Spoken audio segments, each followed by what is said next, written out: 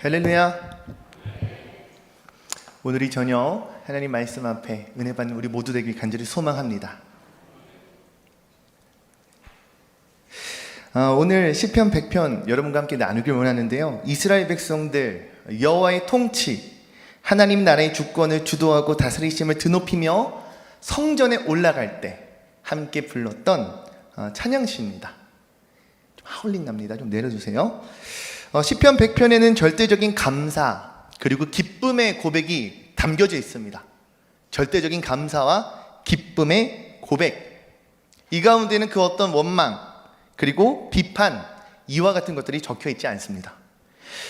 처음부터 끝까지 하나님을 찬양할 것을 촉구하며 온 땅을 향하여, 하나님 섬기는 온 백성을 향하여 하나님을 찬양하고 경배하는 자리에 초대하는 내용과 하나님의 영원하신 인자와 성실하심을 찬송하며 선포하는 그런 찬양시입니다.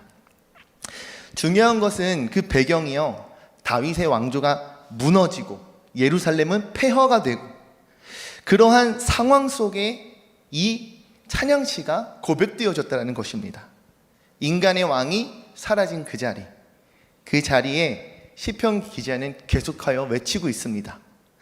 사람의 왕이 무너진 그 폐허 위에 하나님만이 우리의 왕이시라는 그 사실만은 결코 무너지지 않았음을 선포하고 있습니다. 그러니 이 시편 100편은 태평성대 가운데 불리웠던 그러한 여유로운 찬양이 아닙니다.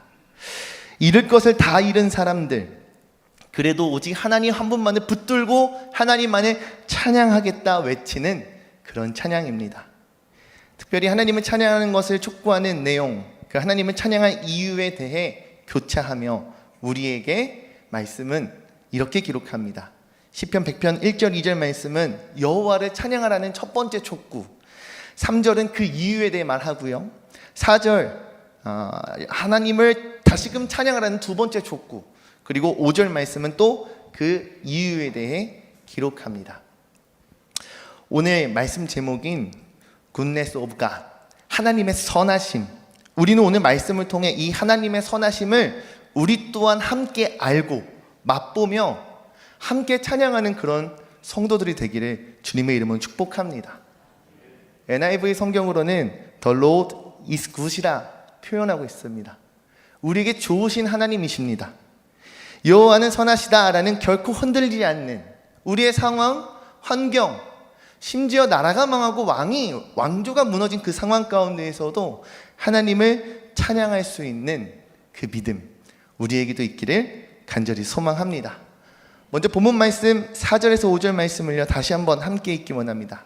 함께 읽습니다. 시작. 감사함으로 그의 문에 들어가며 찬송함으로 그의 궁정에 들어가서 그에게 감사하며 그의 이름을 송축할지어다. 여호와는 선하시니 그의 인자하심이 영원하고 그의 성실하심이 대대에 이르리로다. 아멘. 오늘 본문 말씀 4절에는 감사함으로 그 문에 들어가라 말씀합니다. 감사. 여러분, 감사에는 반드시 그 뒤에 찬송이 따름을 발견합니다. 뒤이어 그 찬송 이후에는 다시금 감사의 고백이, 그리고 다시금 찬양이 흘러나옵니다. 감사에는 주님을 송축하는, 그리고 그 송축에는 하나님을 향한 감사의 고백이 계속해서 도돌이처럼 반복되고 있습니다. 단순히 본문의 내용을 나열해 보아도 감사와 찬송, 그리고 또다시 감사와 찬송이 반복되는구나 라는 것을 알 수 있는데요, 이렇듯 감사와 찬송이 반복적으로 고백될 수 있는 이유, 무엇으로 인함일까요? 3절 말씀에 이렇게 기록되어 있습니다. 여호와가 우리 하나님이신 줄 너희는 알지어다. 그는 우리를 지으시니요 우리는 그의 것이니 그의 백성이요 그의 기르시는 양이로다 말씀합니다. 시인은 무엇라 고백합니까? 여호와가 하나님이신 것, 그분께서 우리를 창조하신 분, 우리를 만드신 분이심을 고백하고 있습니다. 그렇기에 우리는 그분의 백성입니다. 우리는 그분의 양입니다 라고 고백하며 선포하고 있습니다. 이와 같은 선포에는 하나님을 향한 전적인 믿음이 있음을 우리는 발견해야 합니다. 나를 지으신 분이 누구이십니까? 나의 정말 참된 주인, 그분의 백성, 내가 정말 그분께서 기르시고 돌보시는 양이라는 그 사실을 정말 깨닫는 우리 모두가 되길 간절히 소망합니다. 그 가운데 무엇이 있습니까?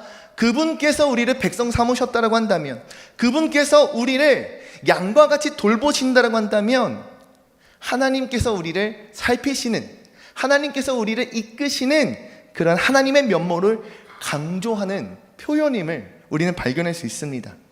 그러니 그의 백성, 그분의 손길이 닿는 양인 우리는 마땅히 하나님을 향하여 감사와 찬송을 올려드리기에 참으로 온전한 존재인 줄로 믿습니다. 5절 말씀을 이렇게 고백합니다. 여호와는 선하시니 그의 인자하심이 영원하고 그의 성실하심이 대대에 이르리로다. 여호와의 선하심, 여호와의 인자하심, 그분의 성실하심을 기록하여 증거하고 있습니다.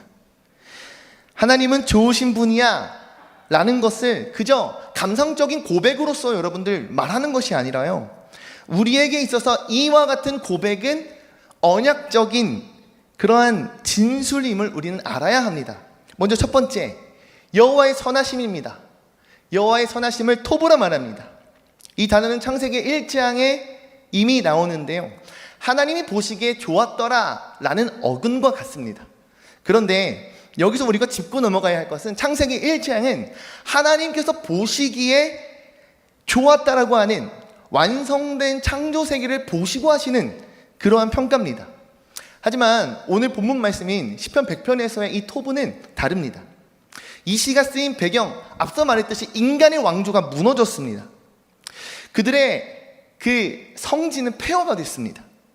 세상이 하나님 보시기에 좋다라는 뜻이 이 가운데 담겨질 수가 없습니다.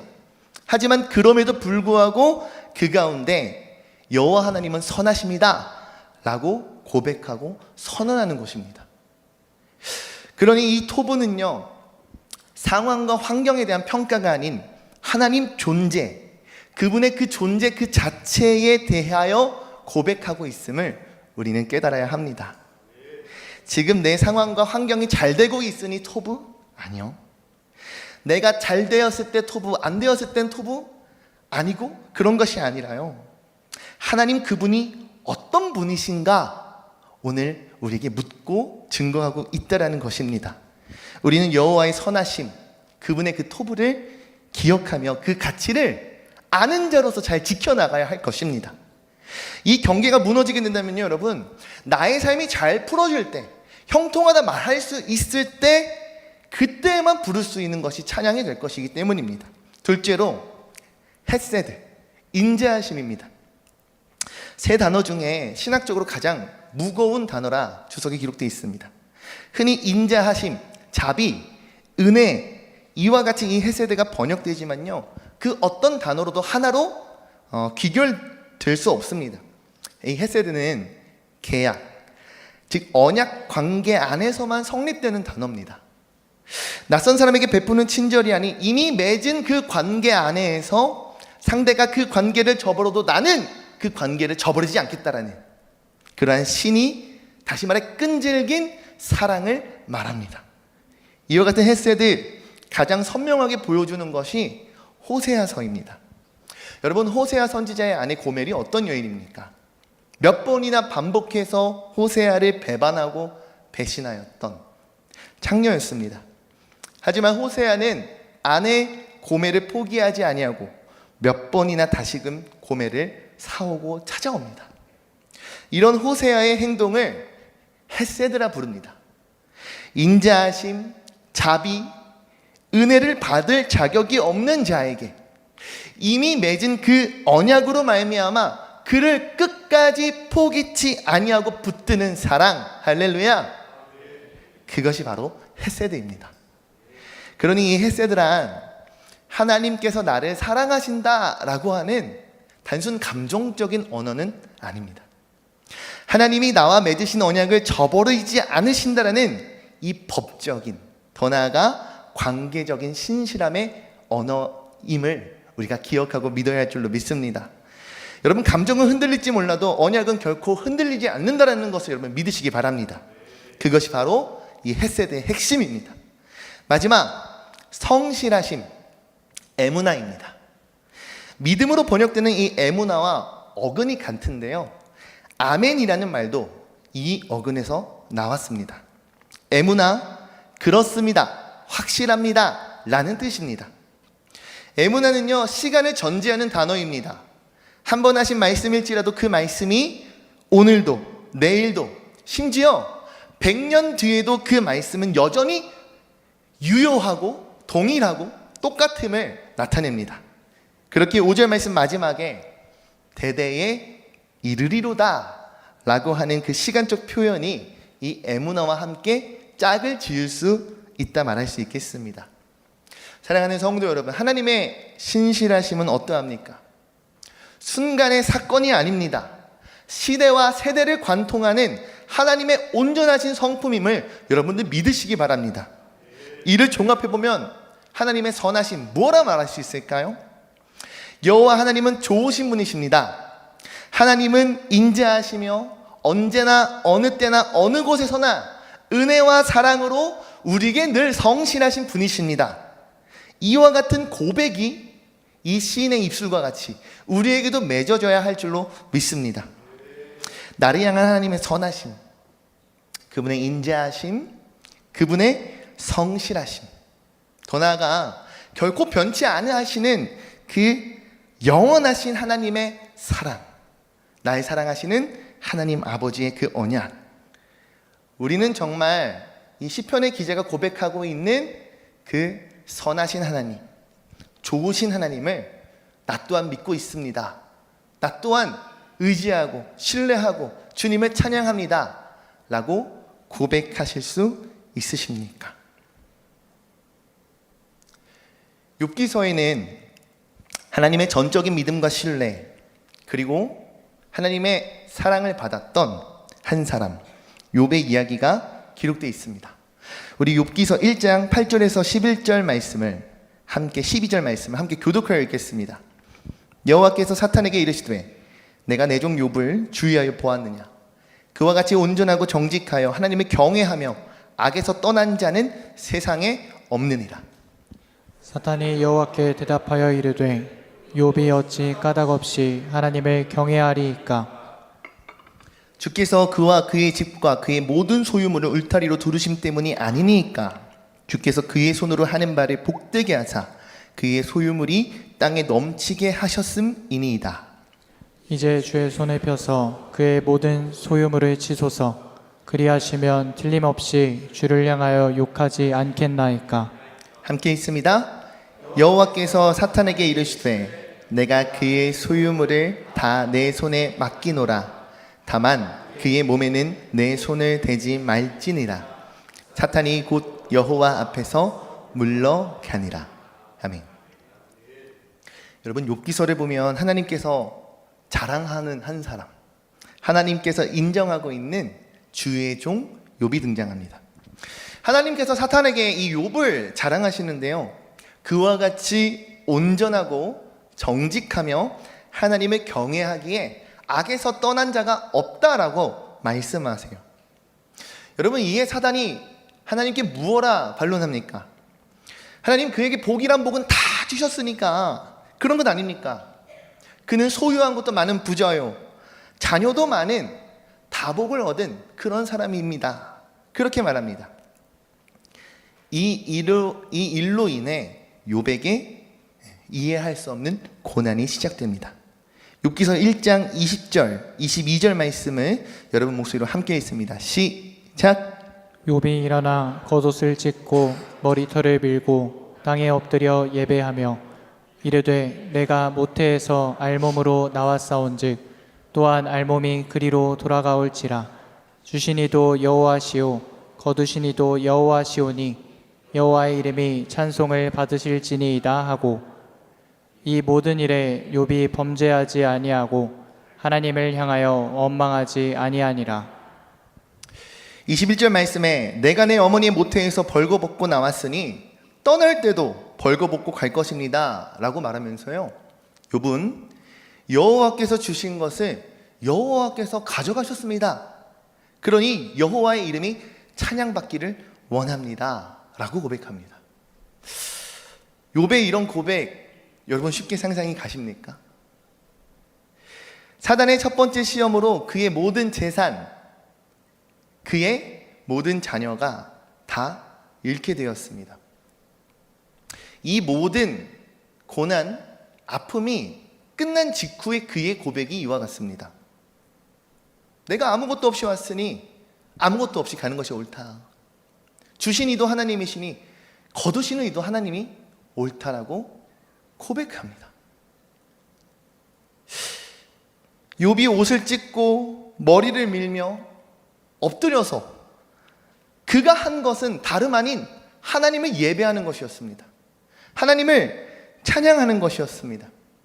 하나님을 경배하는 것이었습니다.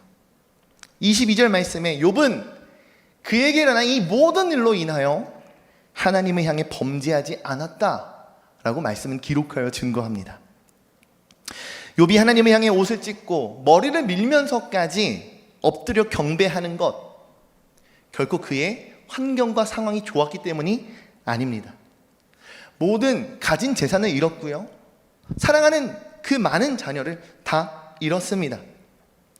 그에게 쉴 수 없이 휘몰아치는 그 재난과도 같은 그 고난 앞에 그는 그 자리에서 하나님을 향해 경배하였습니다. 하나님은 선하십니다. 욥은 그 가치를 온전히 온 마음을 다해 전심을 다하여 실천하며 표현하고 있습니다. 우리 욥기 2장 말씀 9절에서 10절 말씀도 한번 읽어볼까요? 읽습니다. 시작. 그의 아내가 그에게 이르되 당신이 그래도 자기의 온전함을 굳게 지키느냐? 하나님을 욕하고 죽으라. 그가 이르되 그대의 말이 한 어리석은 여자의 말 같도다. 우리가 하나님께 복을 받았은즉 화도 받지 아니하겠느냐 하고 이 모든 일에 욥이 입술로 범죄하지 아니하니라. 사단은 욥 자신에게 피해가 없으니 가능하다 말합니다. 그에게 어떤 해가 없지 않습니까? 그러자 하나님은 욥의 목숨만을 온전하게 하는 그 조건으로 말미암아 다시 한번 욥을 시험하게 하십니다. 욥의 온몸에 악창이 드러나는 피부병에 걸리는 두 번째 시험을 그가 경험합니다. 그 고통이 얼마나 긴지요. 발바닥부터 머리끝까지 온몸에 악창이 났다, 종기가 났다라고 표현합니다. 근데 그 가운데 그릇을 깨 그 종기, 토기 조각으로 그 종기를 긁는 그런 욥의 모습이 표현되어 있습니다. 얼마나 괴로웠을까요? 얼마나 간지럽고 얼마나 아프고 얼마나 고름과 진물 그리고 피가 뚝뚝 떨어졌을까요? 이에 욥의 아내가 보다 참다 욥에게 이렇게 얘기합니다. 차라리 하나님을 욕하고 죽어버리십시오. 이렇게 된 거 인생에 뭐 하나 희망이 없다라는 거죠. 하나님을 향해 저주하고 하나님을 향해 내 속 안에 있는 거 다 쏟아놓고 그냥 죽어버리자 이야기합니다. 그 이유가 무엇입니까? 솔직한 말로 그의 인생이 억가당하고 있기 때문입니다. 억지로 까임을 당합니다. 그가 어떤 이유가 있기 때문에 이와 같은 일들을 마주하는 것이 아닙니다. 그가 어떤 잘못을 저질렀기에 이와 같은 어려움을 겪는 것이 아닙니다. 죄의 값을 받고 있는 것이 아니라고요. 억지로 까다, 아무런 이유 없이 억지로 트집을 잡아 비판을 당하거나 깎아내리는 것을 말합니다. 딱히 아무런 잘못이 없는데도 불구하고 이런 이유 저런 이유 갖다 붙이면서 비난하고 고통을 주는 것, 그것이 억지로 까다입니다. 그런 억지로 까임을 당하는 것만 같은 인생, 그의 모습, 그의 상황이 바로 욥에게 펼쳐진 그의 현실이었습니다. 하지만 여전히 욥의 고백은 동일해요, 여러분. 우리가 하나님께 좋은 것만 받고 고난은 받지 않겠다는 말입니까? 여러분, 이것이 내 모든 재산을 잃고 자녀를 잃고 심지어 나의 건강까지 잃은 자가 할 만한 고백입니까? 하나님 나에게 좋은 것 주셨으니 좋지 못한 것도 내가 받아야 된다는 말이에요. 여전히 그는 입술로 인하여 하나님께 죄를 짓지 않았다. 성경은 기록하여 증거합니다. 욥은 어찌 보면 까닭 없는 그 고난 속에서 어찌 보면 조건 없는 신앙이 가능한가? 라고 묻는 사탄의 그 질문, 그 참소로부터 시작된 그 고난으로부터 그의 그 신앙의 순전함을 지켰습니다. 심지어 욥의 가장 친한 친구들이 찾아와 욥을 향하여 인과응보적인 그런 신앙관을 펼치며 욥을 향하여 정죄할 때에도 욥은 자신에게 펼쳐진 그 고난의 이유를 알지 못했지만 그 모든 것이 하나님의 주권적인 하나님의 손 안에 있음을 믿고 그는 하나님을 붙들었습니다. 사랑하는 성도 여러분, 욥은 어떻게 그의 믿음을 지킬 수 있었을까요?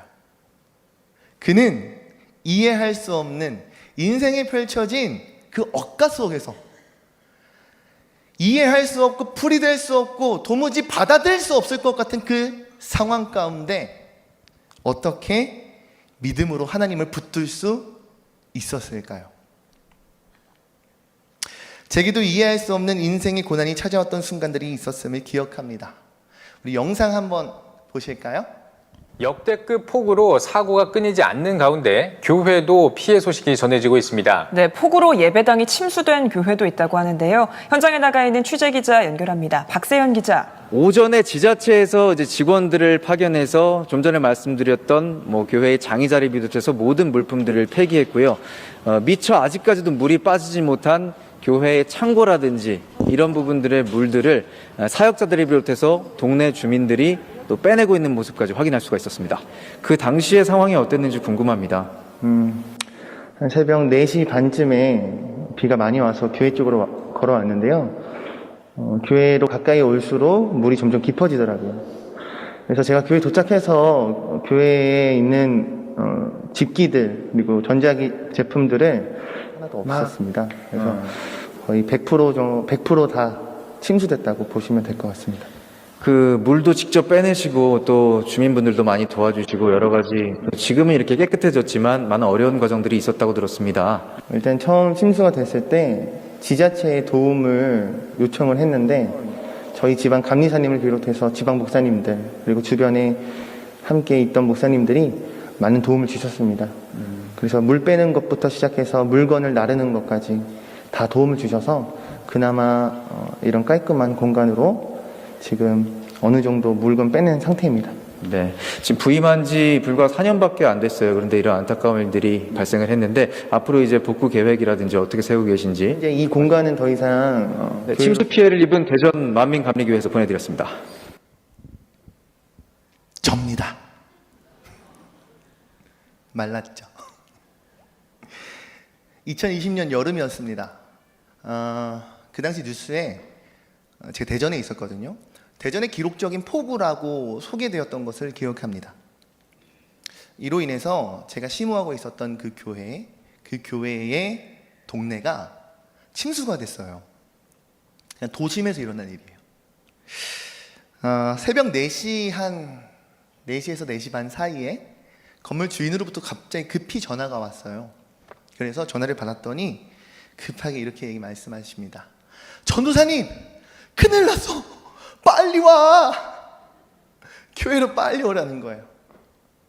그냥 비가 오는 건 알고 있었는데 교회를 향해 걸어가는데 한 10분도 걸리지 않아요. 근데 8차선 도로를 건너고 교회가 있는 그 골목길로 걸어가는데 가면 갈수록 점점 물이 깊어지는 거예요, 여러분. 아까 영상에서 보셨던 제 허벅지 정도 그리고 차량의 본네트가 다 잠길 정도로 그 동네가 침수됐습니다. 근데 중요한 건 제가 당시 목회를 하고 있었던 교회는 지하였다라는 거죠. 사진 한번 볼까요? 이것이 양수기 2대를 통해서 채워져 있던 물을 다 뺐을 때 모습이에요. 그러니 저 사진에서 볼 수 있듯이 여러분들 앉아 계시는 그런 장의자가 둥둥 떠다닐 만큼 지하가 가득 채워졌었습니다. 넘겨볼까요? 당시에 물이 얼마나 가득 찬 그 수압이 강했는지요. 굉장히 두꺼운 철문이 저렇게 구겨지고 휘일 만큼 굉장히 물이 가득 찼습니다. 넘겨볼까요? 새벽녘 아침이 됐을 때 허탈 혹은 해탈한 그런 표정이고, 아까 영상에서 보셨듯이 양수기로 물을 푸고 있는 모습을 지방 목사님이 오셔서 사진으로 찍어주셨던 그런 사진들입니다. 여러분, 하나 질문하고 싶습니다. 당시 저의 마음은 어땠을까요? 제 마음이 어땠을까요, 여러분? 당시 동네 구정물이 다 역류한 상황이었어요. 그러니 폐수 처리되는 그 하수구가 역류한 거잖아요. 그러니 음식물 비롯한 혹은 기타 등등의 여러 가지 기름때와 악취가 나는 그런 물이 가득 역류해서 교회를 가득 채웠습니다. 교회에 있는 모든 성도를 비롯한 집기, 심지어 개인 물품까지 다 폐기 처분을 할 수밖에 없는 그런 상황이었습니다. 여러분, 세상의 시각으로 봤을 때 제 상황은 어떤 상황입니까? 쫄딱 망한 상황입니다. 완전히 망했습니다. 무엇 하나 건질 수 없고요. 어디서부터 어떻게 복구를 해야 할지, 이 문제를 어떻게 해결해야 될지 알 수조차 없습니다. 당시 30대 초반이었으니까요. 그런 경험이 제게 어디 있었겠어요. 하지만 마음속 깊은 곳에서, 거짓이 아닌 정말 제 마음속 그 깊은 곳에서 어떤 불안이나 걱정이나 좌절이나 절망, 이와 같은 것에 빠지지 않았음을 저는 믿음으로 고백합니다. 여러분, 그 이유가 무엇인 줄 아십니까? 침수가 나기 약 1년 전, 지난 설교 때 간증을 나누었듯이 제 딸을 하나님 품에 보내고 이 일을 마주했기 때문입니다. 저는 분명하게 고백할 수 있습니다. 정말 죽을 듯이 이해할 수 없었던, 너무나도 어려웠던 그 일을, 세상 그 어떤 것을 대입해도 해결할 수 없었던 그 일을 다른 무엇이 아닌 이 욥기의 말씀, 하나님의 말씀, 살아 역사하시는 하나님의 말씀으로 말미암아 제가 은혜를 얻었기에, 할렐루야, 오직 하나님께서 이루셨고 오직 하나님께서 거두심을 정말 믿기에, 온전하고 완전하신 하나님의 선하심, 그리고 그분의 계획하신 그리고 역사하심을 믿었기에 제게 그 어떤 불안이 없었음을 고백할 수 있습니다. 여러분, 그 이후에 일어난 그 어떤 상황, 환경 가운데에서 평안을 이룰 수 없었습니다. 하지만 하나님을 향한 믿음, 그 믿음 하나로 하나님 안을 바라보며 있는데, 하나님께서 행하시는 일이 얼마나 놀라운지요. 이전에 아이가 아팠을 때, 지난번 제가 말씀드렸는지 모르겠는데 2회인가요? 아무튼 다니엘 기도회 17년, 그 다니엘 기도회 저희 아이가 소개가 됐었어요. 그러면서 참으로 수많은 분들의 후원을 받고, 그 지방 목사님들, 선배님들, 그리고 교회 성도님들께 참으로 많은 사랑과 후원, 기도를 받았습니다. 그러다 보니까 여러분들 마음 가운데 있는 게 뭔지 아세요? 아픈 사람, 어려운 사람은요, 해결되지 않는 상황을 계속 설명해야 돼요. 아유, 많이 힘들지요. 애는 좀 어때요? 아유, 요즘 상황은 어때요? 뭐다 나아지는 게 없거든요. 그런 경험을 가지고 있던 저희가 다시금 교회가 침수가 됐습니다라는 것을 사실은 알리는 것이요, 마음이 되게 좋지 않았어요. 무거웠어요. 무엇보다 이 표현이 맞는 것 같아요. 알릴 필요성을 사실 못 느꼈어요. 그때 제주도에서 목회를 하던 한 동기, 그 당시 전도사님이죠. 전도사님이 제게 전화를 한 거예요. 다솔아, 대전에 폭우가 엄청 내렸다던데 너 교회 괜찮아? 너 교회 지하 있지 않아? 괜찮아? 전화가 왔으니 설명했습니다. 근데 그 전화 한 통으로부터 분명히 말할 수 있습니다. 이거는 사람이 행할 수 없는 일입니다. 하나님이 일을 행하시기 시작하는데, 결론적으로 아까 영상으로 보셨듯이 뉴스에도 나오고요, 서울에 가서 스튜디오 촬영도 2번이나 하고요, 신문사 및 여러 방송국에서 연락이 막 오기 시작하는 거예요. 접니다. 70kg대 접니다. 네. 저희 아내는 출산하고 몸조리 못해서 땡땡 부었죠. 그런데 여러분, 침수가 되고요, 한 달 좀 넘었을까요? 약 2달이 되지 않는 그 말도 안 되는 속도로 하나님께서 교회를 새롭게 개척하시기 시작하십니다. 하나님이 행하시는 일이요, 하나님의 섭리에 맞게 얼마나 딱딱딱 진행이 되는지요. 교회에 새로운 장소를 얻게 되는데요, 지방 목사님들이 다 그러세요. 여기에 교회 자리가 있었네? 왜 이 자리를 우리가 몰랐지? 이렇게 몫이 좋은데, 아파트 앞에 있는데, 상가에 2층에 이런 자리를 왜 몰랐지? 라고 말씀하세요. 심지어 방송국에서 소개된 전국에 있는 모든 침수 피해 교회 중에서 가장 빠르게 회복한 케이스가 됩니다. 교회 인테리어부터 성구와 집기, 그 모든 것 하나에 제 힘이 하나도 안 들어갔음을 고백합니다. 하나님께서 처음과 끝 모든 것을 이루셨습니다. 할렐루야. 여러분, 제가 이 말을 함에 있어서 가장 중요한 것은 무엇일까요? 일을 행하신 분은 하나님이시라는 사실입니다. 할렐루야. 바꿔 말하면 하나님께서 이와 같은 일을 행하지 않으셨을지라도 이미 저희에게 주신, 제게 주신 하나님의 말씀이라는 그 은혜로 말미암아 평안, 하나님은 진정으로 찬양함을 누릴 수 있었을 것이라는 사실입니다. 할렐루야. 저를 향한 하나님의 그 선하심은 결코 깨어지지 않았을 것이다 라고 믿음으로 고백합니다. 여러분들께도 이와 같은 은혜, 더 나아가 하나님께서 일하시면 가장 좋죠. 하지만 일하시지 않을지라도, 세상적인 결과를 내지 않을지라도 하나님은 선하시다라는 그 믿음의 고백이 다름 아닌 저와 여러분들의 입술을 통해 이 땅 가운데 선포되어지고 증거되어지기를 주의 이름으로 축복합니다. 여러분, 왠지 아세요? 그로부터 최근 작년입니다. 1월 달에 집에 불이 났어요. 기구하죠. 저희 아내가 너무 감사한 건 청년이나 뭐 다른 분들, 이렇게 뭐 전도사가 뭐 부목사가 돈이 얼마나 있겠어요. 집에서 해먹이는 게 가장 많은 인원을 저렴하게 대접할 수 있는 거예요. 저희 아내가 잘 감당해 주는데 그날 마지막 요리, 튀김 요리를 하다가 불이 붙었습니다. 기름에. 사진 한번 볼까요? 그래서 주방 쪽이 타버렸어요. 근데 중요한 건 뭐냐면, 여러분, 기름에 불이 붙으면 어떻게 꺼야 될까요? 모르시죠? 제가 알려드릴게요.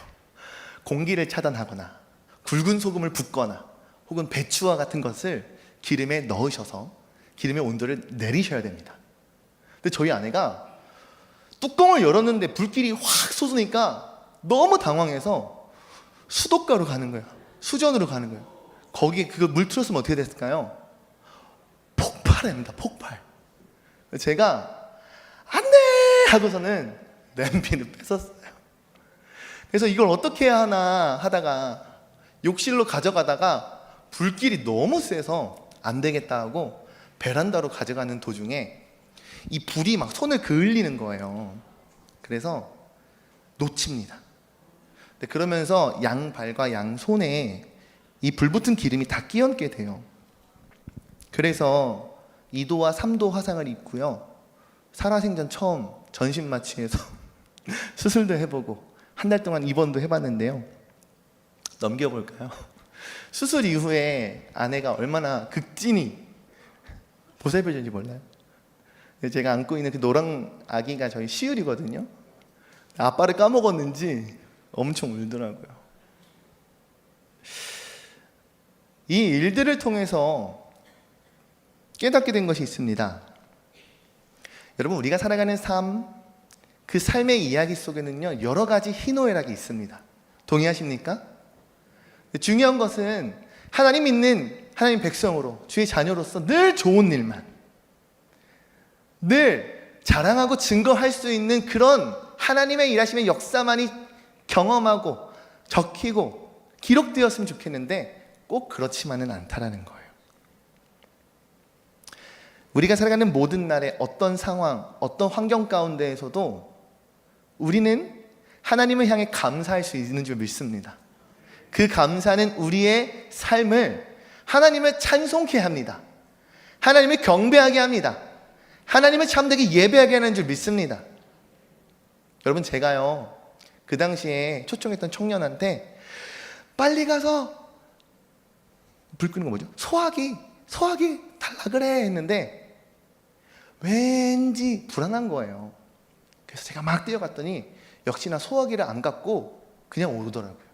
그래서 제가 뺏어서 소화기를 붙들고 막 달려갔어요. 소화기로 빠르게 진압했거든요.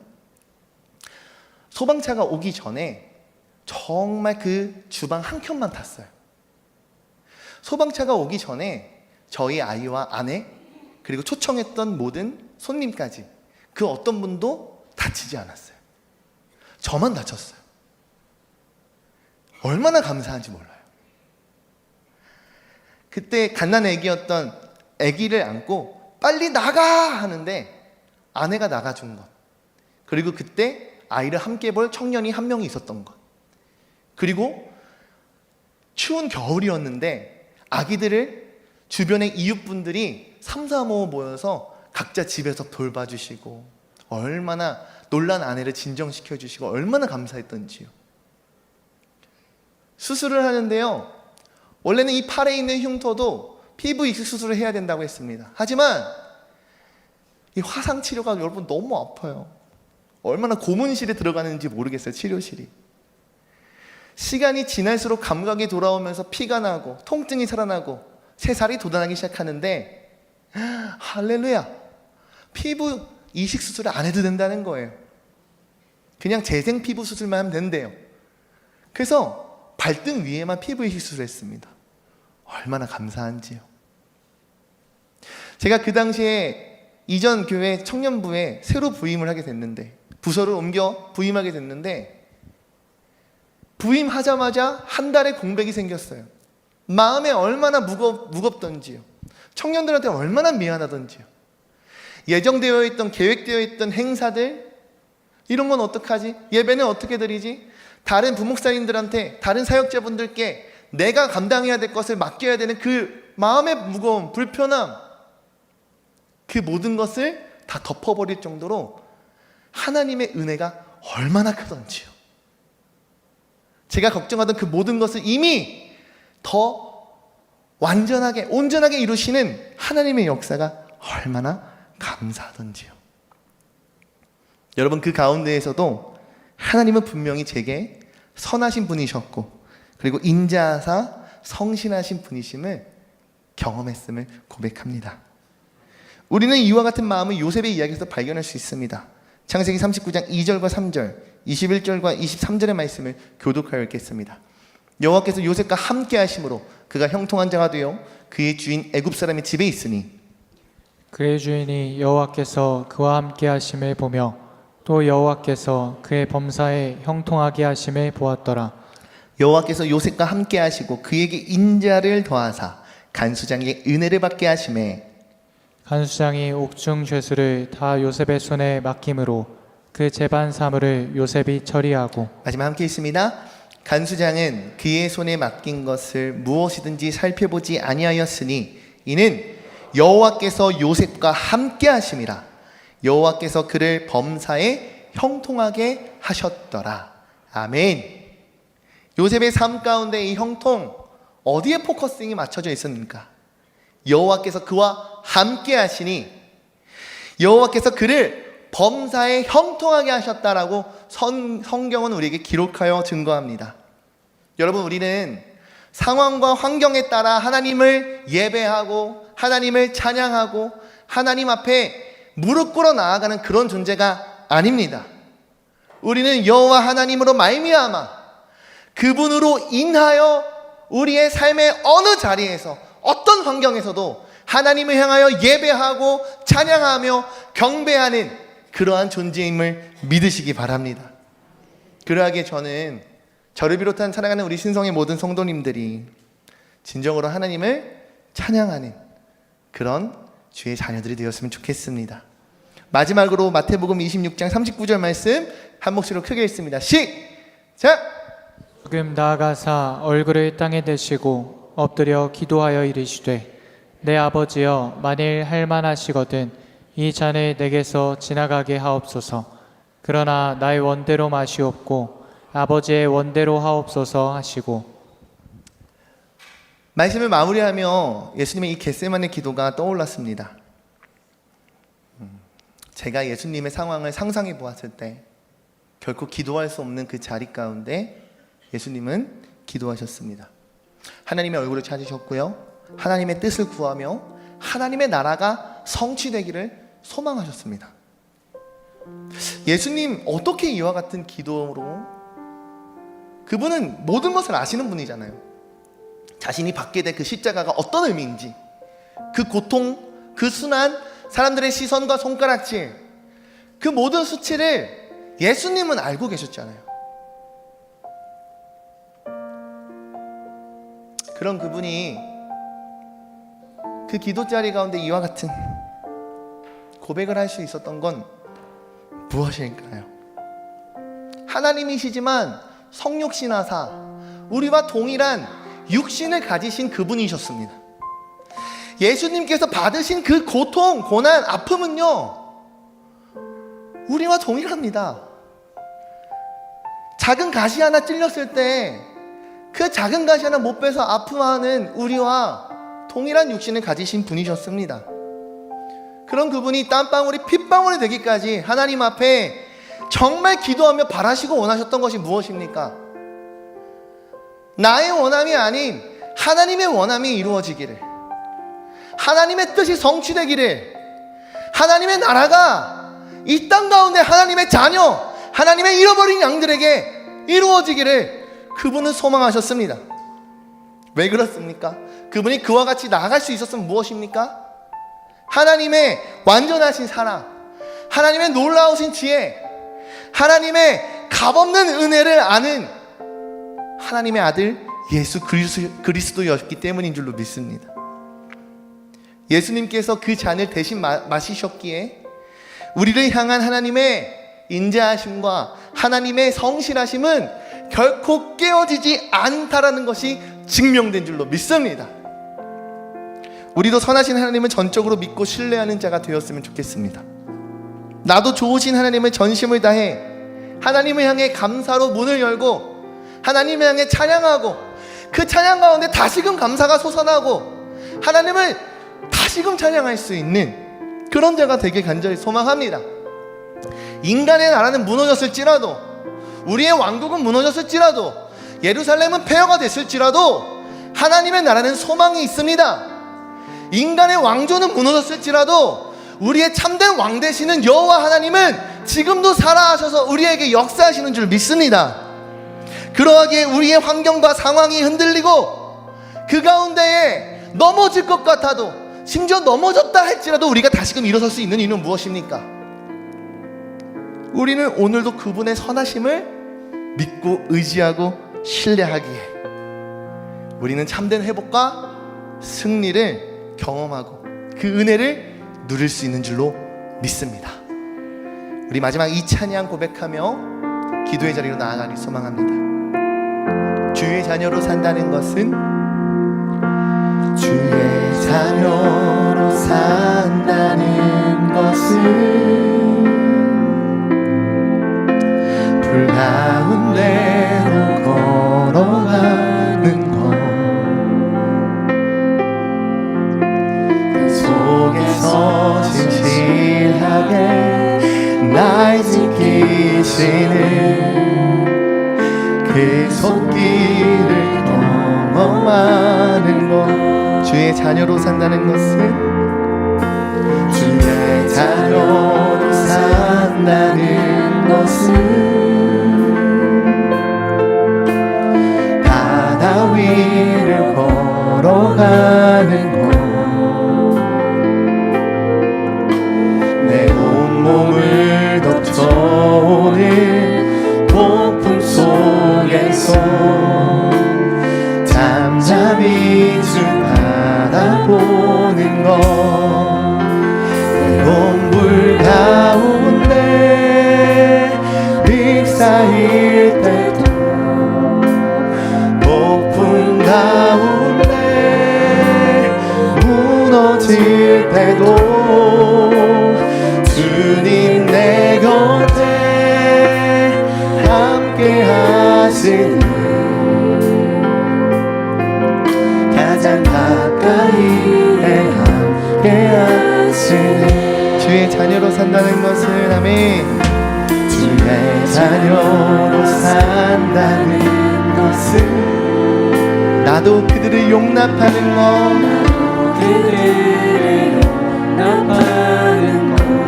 아멘. 날 위해 달리신 나를 위해 달리신 십자가 사랑 그 사랑으로 살아가는 것입니다. 사랑으로 살아가는 것 주의 자녀로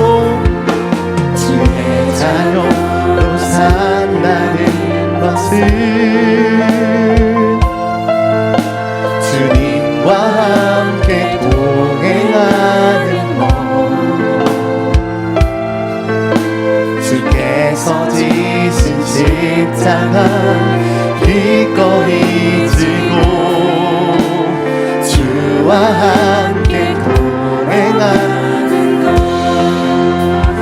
온 물 가운데 휩싸일 때도 폭풍 가운데 무너질 때도 주님 내 곁에 함께 하시는 가장 가까이에 새로운 물 가운데 휩싸일 때도 폭풍 가운데 무너질 때도 주님 내 곁에 함께 하시는 가장 가까이에